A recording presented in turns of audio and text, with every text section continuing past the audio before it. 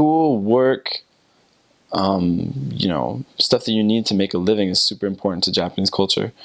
And in a lot of times it either complements how people interact with the church, or it kind of, gets in the way of that, where you'll have a lot of people that, especially high school kids, trying to get into college is really, really hard. In America, it's kind of hard. It's kind of easy to get into a school, I guess, but it's a lot harder to graduate. And in Japan, it's kind of the opposite, where getting in is really, really hard. So your junior and senior year of high school, you're studying 24/7.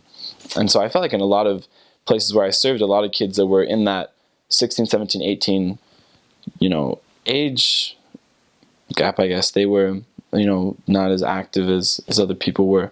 And that had to do with how much time they're putting into their studies, and also the people that didn't have the church in their lives, the people that were their age that they were doing stuff with, they seemed to, have a big influence on those young men and women that were members, and they, kind of got distracted a lot. But then at the same time, that ethic, that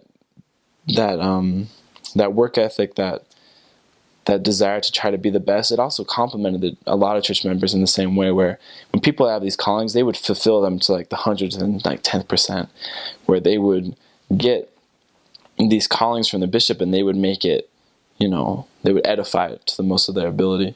And it was really interesting to see that in, ward mission leaders and bishops and ward missionaries and primary teachers, and really see, even though they had so much stuff on their plate, working and going to school, they were still putting all their time and energy into their callings as well.